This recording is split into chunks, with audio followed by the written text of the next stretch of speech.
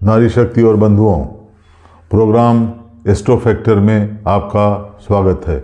मैं हूं डॉक्टर हरीश। साधारण परिवार से सीधे खरबपति। बंधुओं, बहुत ही साधारण परिवार से एक व्यक्ति का जन्म हुआ, जो कि धीरे धीरे कुछ कार्यालयों में कुछ जगहों पे काम करता था। कालांतर में वो कहाँ पहुंचा? खरबपति। क्यों पहुंचा? क्योंकि वो चमत्कार कुंडलियों का और ग्रहों का था। जो कुंडली हमको उपलब्ध हुई है, तो इसमें हम धीरे धीरे चर्चा करेंगे कि धन योग किस प्रकार से अपनी प्रचंड दृष्टि दिखाता है। धन योग, ये लक्ष्मी योग, ये क्या है? देखिए, जो सबसे साधारण है केंद्र और त्रिकोण। 1, 5, 9 लक्ष्मी स्थान होता है, 1, 4, 7, 10 ये केंद्र स्थान होता है।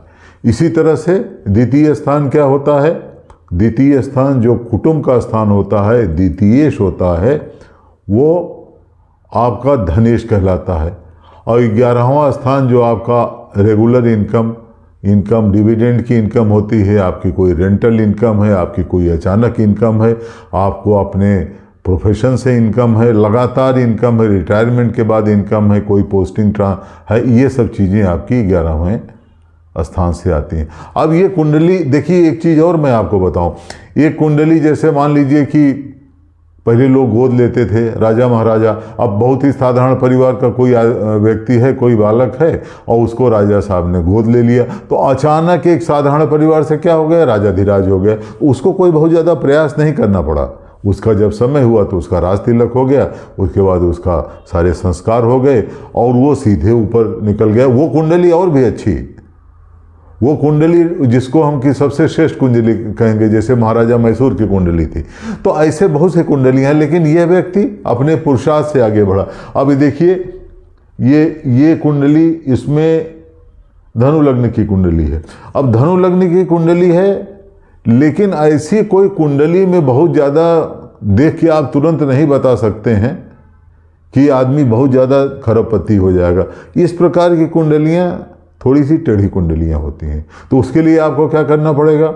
उसके लिए आपको उसमें अष्टकोरक लगाना पड़ेगा, उसके बाद उसमें चर दशा लगानी पड़ेगी, और उसके बाद उसमें इंदु लग्न भी लगाना पड़ेगा। यानी 5-6 प्रक्रियाओं से गुजरते हुए जब अंत तक आप पहुँचेंगे, तब आपको पता लगेगा कि इस कुंडली में धन प्राप्ति हेतु एक विलक्षण उपलब्धि मौजूद है। ये कुंडली बंधुओं, जो उपलब्ध कुंडली है, धीरू भाई अंबानी साहब की है, और ये 27 दिसंबर 1932 को चोरवाड गुजरात में एक जगह है जहां उनका जन्म हुआ था। अब कुंडली में देखिए आप कि सबसे महत्वपूर्ण चीज़ क्या है कि राजा साहब यानी कि सन, प्लेनेटरी सिस्टम के जो किंग हैं, और जो क्वीन है, माने सन और मून दोनों एक ही जगह पे हैं। और हैं कहाँ? गुरु के स्थान में हैं। अब ये देखिए कि राजा साहब भी हैं, क्वीन भी हैं, और गुरु की जगह पे हैं। तो एक तरह से they are in a comfortable position कि मान लीजिए उनको किसी सलाह की आवश्यकता होगी तो गुरु महाराज उनको उपलब्ध कराएंगे। अच्छा, अब ये शनिश्चर देखिए, शनिश्चर जी कहाँ हैं? अपने घर में हैं। अब ये चीज़ें इनकी बहुत अच्छी हो गई। और ये जो प्रोफेशन का स्थान है, यानी कि जो 10वां स्थान है, 10वें स्थान पे इनके देवगुरु हैं। तो ये मिला जुला करके इनके प्लैनेट्स की स्थिति अच्छी हो गई। राहु केतु में देखिए, केतु ये इनकी एक्सिस क्या हुई? राहु है 3रे स्थान पे और केतु है 9वें स्थान पे। तो जो 3-9 की एक्सिस होती है, ये एक अच्छी एक्सिस मानी जाती है। केतु की महादशा में 9वें स्थान में केतु था, और आइजनहोवर साहब को उसने मित्र राष्ट्रों का सेनाध्यक्ष बना दिया, और उनके घर में तो शायद कोई सिपाही या कोई बाबू भी फौज का नहीं रहा होगा, लेकिन केतु ने उनको बहुत ही आगे, समझिए कि मित्र राष्ट्रों की सेनाओं का सेनाध्यक्ष बना दिया।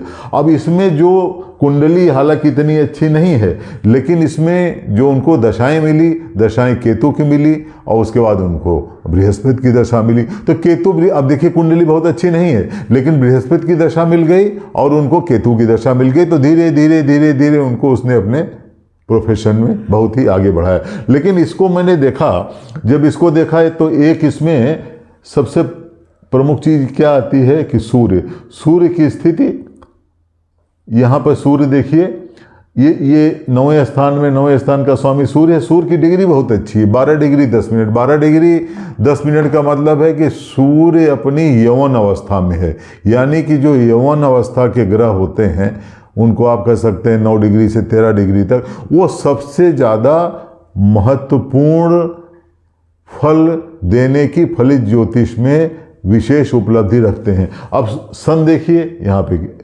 यहाँ पे है, और ये जो लग्न का सन है, और ये 5वें स्थान में 9वें, यहाँ पर ये 5वां सन है, 5 इसको सन कहेंगे 9वें स्थान में। तो ये 12 डिग्री का, 12 डिग्री माने बहुत अच्छा हो गया, माने एक बहुत अच्छा परिणाम देगा। और इसको जब मैंने आगे देखा तो सबसे अच्छा ये अष्टक वर्ग लोग नहीं लगाते हैं, ज़्यादातर सर्वाष्टक वर्ग लोग नहीं लगाते हैं। लेकिन जब आपको किसी कुंडली से किसी विशेष परिणाम का मिलान करना हो तो आप उसमें सर्वाष्टक वर्ग लगाइए। अब सर्वाष्टक वर्ग में देखिए, ये 11वां में इनके 35 अंक हैं, और जो प्रोफेशन है 38, यानी कि एक बहुत ही उच्च स्थान की तरफ हैं। और यहाँ पे जो इनका दूसरा द्वितीय है, इसको 26 अंक हैं। और इसके बाद जितने भी इसमें देखिए, इसको आप स्पेकुलेशन कह सकते हैं, या ये इसको कह सकते हैं कि शेयर मार्केट से पैसा मिलेगा जब ये 5वां स्थान 11वें स्थान को देखेगा। तो इस प्रकार से इसमें और बहुत सी चीज़ें इस कुंडली में मौजूद हैं, जिन्होंने काफ़ी संघर्ष के उपरांत इस व्यक्ति को धीरे धीरे बहुत ही ऊंचाइयों को ओर बढ़ाया। देखिए, जो केंद्र और त्रिकोण का संबंध है, और यह लक्ष्मी स्थान विष्णु स्थान का संबंध है, वो आपको जरूर धन योग प्रदान करेगा। और यही एक चीज़ और मैं बता दूं कि अगर प्लैनेट्स आपके त्रिक स्थान यानी 3 यानी 6 और 12 में हैं, कहते हैं कि ये 3, 6, 12 में आपके प्लैनेट्स हैं, खराब प्लैनेट्स हैं। और जो 11वां, ये समझिए आपका आय का स्थान है, इसको कोई नीच ग्रह देखेगा तो निश्चित रूप से दारिद्र्य योग होना है। राज्यवर्धन समुपन्ना दारिद्र्य भवेत्, राजा के कुल में भी अगर कोई जन्म होगा और उसके त्रिक स्थानों में खराब ग्रह होंगे, और उसका जो 11वां स्थान है, 11वां स्थान में नीच होंगे या कोई ग्रह होंगे जिनको कि खराब ग्रह देखते होंगे, तो उसको समझिए चाहे राजा के कुल में भी उत्पन्न हो, तब भी उसको दारिद्र्य, मतलब दरिद्र रूप में, दरिद्र रूप आप उसको पुराने समय में संस्कृत के श्लोक इसी प्रकार से बन सकते थे, तो आप उसको इस तरह से कह सकते हैं कि बहुत ही उसको कोई विशेष उपलब्धि धन के मामले में नहीं होगी। तो मैं यही बार बार कहूँगा, और इसमें कि जब तक आपके पास अच्छे ग्रह लक्ष्मी स्थान में या केंद्र स्थान में नहीं होंगे, द्वितीयेश और आयेश का अच्छा संबंध नहीं होगा, तो आपको धन आएगा नहीं, धन आपके पास ठहरेगा नहीं। तो ये शास्त्रों में कहा गया है। और अगर मान लीजिए कि आपको लगता है कि ये इसमें कोई विसंगति आ रही है, तो उसमें और दशा लगाइए। उसमें आपने चर दशा भी हमने, जब बहुत ज़्यादा ये कुंडली से व्याख्या नहीं उत्पन्न हो रही थी तो मैंने इसमें चर दशा लगाई। अब चर दशा जब लगाई तो चर दशा के भी रिजल्ट ठीक आ रहे थे। क्यों? क्योंकि इसमें जो मात्र कारक है, ज्ञात कारक बहुत अच्छा नहीं माना जाता, लेकिन मात्र कारक यम के इधर आ रहा था, और यहाँ पे दारा कारक अच्छा माना जाता है, और सैटर्न पुत्र कारक का रहा था। और दूसरे एक और भी है कि इनका अगर आप मिलान करिए तो इनकी जब राहु की और जुपिटर की जब ये अच्छी दशाएं चल रही थी, तो उसी हिसाब से इनकी चर दशा भी उसी तरह से चल रही थी, यानी चर दशा भी इनकी एंटी क्लॉकवाइज चल रही थी। तो ये एक प्रकार का आपको कन्फर्मेशन करती हैं। जैसे आपने मान लीजिए कि कोई डायग्नोसिस कर रहे हैं, तो आपने पहले उसकी थोड़ी एनालिसिस की, उसके बाद आपने उसकी माइक्रो एनालिसिस की। तो ये जो अष्टक वर्ग है, या मान लीजिए कि योगिनी दशा है, या मान लीजिए कि चर दशा है, या इसमें मान लीजिए मंडूक दशा है, तो इससे और आप उसका कन्फर्मेशन कर सकते हैं कि जो हमारे रिजल्ट मिल रहे हैं वो रिजल्ट हमारे किस प्रकार से मिल रहे हैं, अच्छे मिल रहे हैं, खराब मिल रहे हैं, और क्यों मिल रहे हैं। और धन के लिए अभी मैं बता दूं कि 2nd हाउस और 11 हाउस, द्वितीयेश को आप कह सकते हैं धनेश, और 11वां स्थान यानी कि आप उसको लाभेश कर सकते। दूसरे स्थान और 11वें स्थान का एक्सचेंज धन के लिए सबसे अच्छा है। दूसरे स्थान का और चौथे स्थान का एक्सचेंज होगा तो आपको भूमि से धन मिलेगा, आपको माता से धन मिलेगा। जो प्रॉपर्टी डीलर्स आप देखिए, जो बहुत बड़े हाँ, आप समझिए डेवलपर्स होते हैं, इंफ्रास्ट्रक्चर वाले होंगे, उसमें ज़रूर आप देखिए कि सेकंड हाउस और चौथे हाउस का किसी प्रकार से संबंध रहेगा। तो मित्रों, जो धन की विशेष प्राप्ति है उसके लिए आपके second house, 11th house, Lakshmi स्थान या विष्णु स्थान का धन योग होने के लिए नितांत आवश्यक है। ये कोई जरूरी नहीं कि उसमें राजयोग हो, राजयोग आज के हिसाब से कोई जरूरी नहीं कि उसको धन मिले, लेकिन धन योग के लिए जैसे अभी दीपावली का त्यौहार है, लक्ष्मी जी की पूजा होती है, तो धन योग के लिए कौन से ग्रहों की पूजा करें, इस एपिसोड के माध्यम से मैंने उसको क्लियर करने की कोशिश की। नमस्कार। आपको हमारा प्रोग्राम कैसा लगा हमें अपने कमेंट से ज़रूर अवगत कराएं। हमारा प्रोग्राम अच्छा लगा हो उसे लाइक ज़रूर करें, जिससे कि हमें अपना प्रोग्राम और अच्छा करने में सहायता मिलेगी। धन्यवाद।